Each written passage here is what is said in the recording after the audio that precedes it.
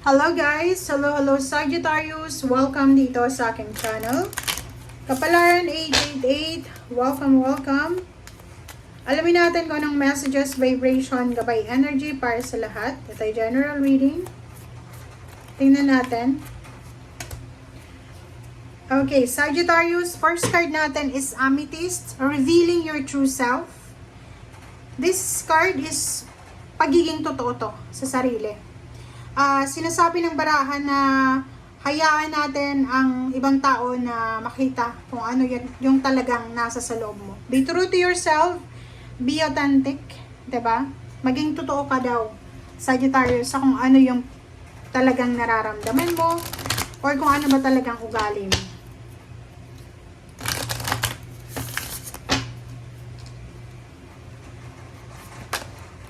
Okay, karma. Wow. Diba? Karma. Dito sinasabi ng barahan na isang karmic lessons, karmic blessings, or karmic contract, or karmic, ano man ang karma ito, na posibleng darating sa buhay mo. Hindi natin alam kung ano, but sinasabi na wala daw na nangyari sa past, or wala tayong ginawa sa past na hindi yun ibabalik sa atin. Boomerang yun, di ba? Kung ano yung sinasend out natin, kahit umabot pa yan ng dekada, ibabalik at ibabalik yan ng universe. Okay, thank you, Sagittarius.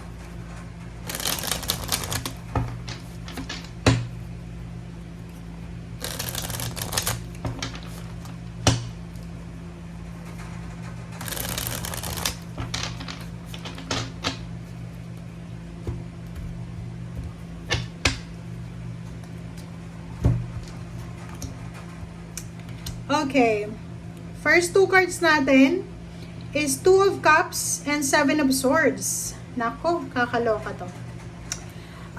Mag-iingat ka, Sagittarius, sa usaping relationship. Love life to Love life, pwedeng involved ka sa third party or pwedeng yung karelasyon mo ay may third party. So, hindi natin alam kung sino to.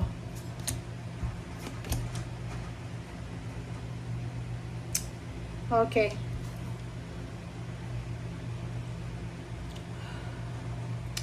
Meron ditong Sagittarius na minamanifest niya yung pagiging masaya, tahimik na pamilya, relationship.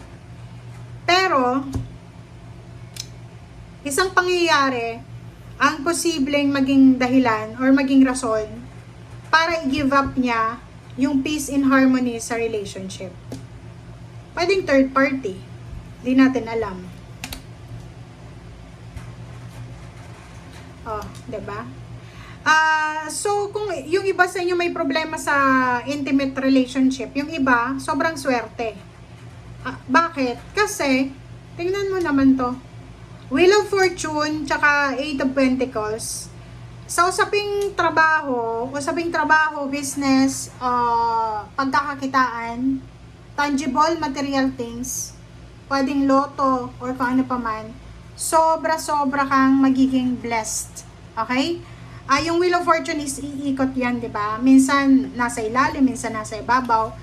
Nasaan ka man sa ngayon, iikot yan, bibigyan ka ng opportunities lalo na sa trabaho. Siguro sa trabaho, masyado kang inaabuso ng boss mo, ng employer mo. And ngayon sinasabi na may pagbabago na magaganap lalo na sa trabaho mo. Pwedeng dati mababa lang yung sweldo mo, ngayon pwedeng madagdagan, or the other way around, pwedeng bumaba, or pwedeng yung iba ma-promote, or pwedeng magkaroon ng kumbaga additional bonuses or income. Wow! Yun naman pala eh. So, pwedeng resonated siya dito kasi yun nga, sa trabaho mo, posibleng may pagbabagong magaganap. So, dito sinasabi, pag-isipan mong mabuti, okay? Mag-isip kang mabuti kasi meron ditong kontrata, pwedeng renewal of contract or new contract, ang ino-offer sa'yo na kailangan mong pag-isipan ng mabuti. Okay?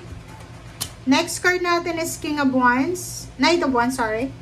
And Three of Wands. So, kung naghihintay ka, like dito, hinihintay mo kailan ka mapopromote, kailan i-renew yung contract mo, or kailan ka ba tataasan ng sweldo, ganyan ganito, pwedeng dumating na siya sa ngayon. Pwedeng dumating na. So, matagal mo siyang hinintay. It's either 3 years, 3 months, or 3 decades. Wow. Tower. So, dito sinasabi sa'yo na dahil dito sa trabahong ito na ino-offer sa'yo, or kontrata na posibleng pipirmahan mo, yung financial problems mo ay posibleng mabalanse yan. Diba? Siyempre, pag halimbawa, nakakuha ka ng mas mataas na sweldo, syempre, di ba, balance na yung pera mo. So, masisettle mo na lahat ng mga financial needs mo, obligations, or duties and responsibilities. Wow. 3 of Cups. It's all about celebration. So, may isa-celebrate ka talaga. Pwedeng yon, salary increase, higher position, contract signing. And, yun. So, isa din sa mga isa-celebrate mo is yung stability ng money, financial stability, monetary stability. Pwedeng makatanggap ka ng lump sum of money, pwedeng ipon, makaipon ka na. Yung iba sa inyo dito pwedeng, yun nga, pwedeng manalo ka sa loto or kung ano man to na panalo. Kasi ano to unexpected. And the moon, sinasabi ng baraha sa'yo dito na yung mga kinakatakutan mo sa usaping pera, ay posibleng mariresolve mo na. Diba? Tingnan mo. Ang ganda talaga. Okay? Sagittarius, tingnan mo yung baraha mo dito. Sinasabi dyan sa'yo na maraming opportunities and possibilities sa usaping salapi. Yung pinoproblema mo sa pera ay posibleng may solusyon ka na dahil dyan sa perang parating, trabahong parating, business na parating. Itong pagbabagong ito ay financial change siya. Kung ano man ang financial change na to, ay pwedeng magdala sa'yo ng sobrang peace and harmony. So, pwedeng siya yung sinasabi sa'yo ditong karma. Pwedeng sobrang sipag mo, sobrang galing mo sa trabaho, focus ka, kaya nakikita yun ng employer or nakikita yun ng mga tao sa paligid mo. So, parang ano to, it's a reward, award, or pwedeng appreciation, or pwedeng masasabi natin na talagang good karma itong darating sa'yo. Ganun naman talaga kung ano yung pinapakita natin. Kaya nga sinasabi na reveal yourself, your true self.